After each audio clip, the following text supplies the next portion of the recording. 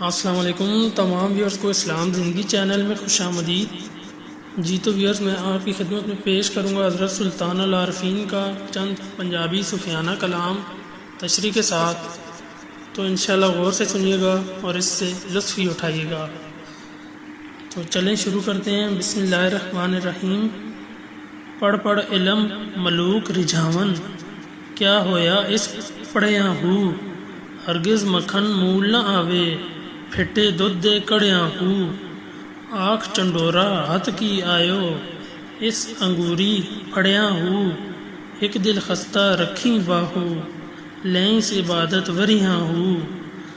تو اس کی تشریح کچھ اس طرح سے ہے، علم پڑھ پڑھ کر بادشاہوں کی توجہ کے طلبگار ہیں، ایسا علم پڑھنے کا کیا فائدہ، اگر بگڑے دودھ کو ابالا جائے تو اس سے مکھن ہرگز نہیں نکلتا۔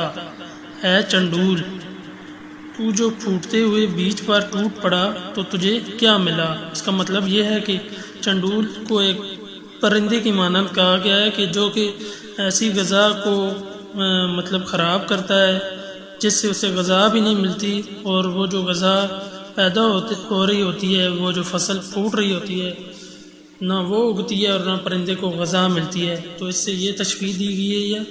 تو آگے باہو، اگر کسی ایک خستہ دل کو خوش کر لو تو سینکڑوں برس کی عبادت کا ثواب ملے گا۔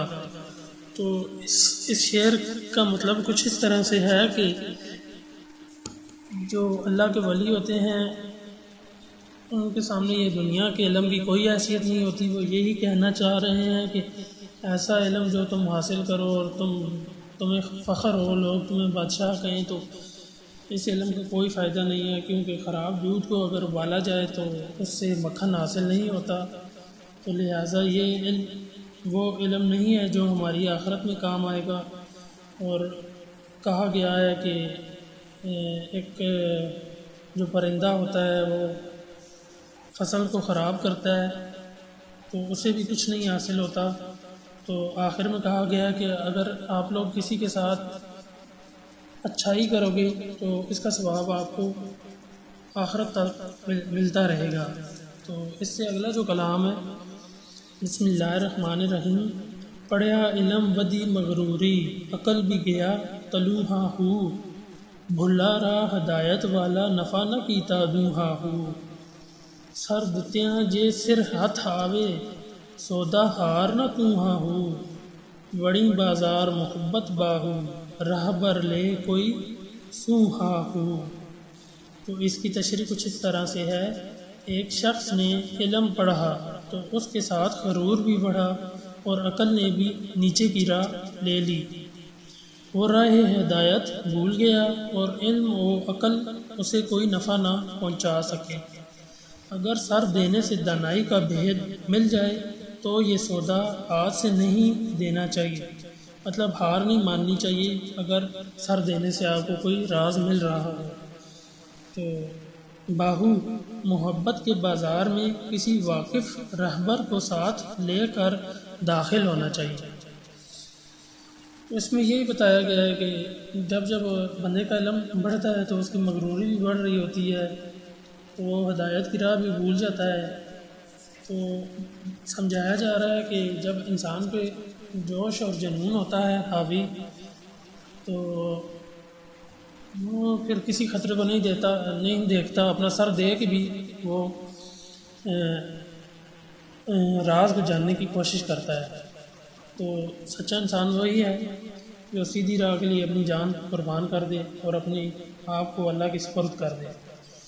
اس سے آگے سلطان العارفین فرماتے ہیں، پڑھ پڑھ علم ہزار کتاباں عالم ہوئے بارے ہو، حرف عشق دا پڑھ نہ جانن، بھلے پھرن بچارے ہو، عشق عقل وچ منزل بھاری، سیاں کوہاں دے پاڑے ہو، جنہاں عشق خرید نہ باہو، دوہیں جہانے مارے ہو۔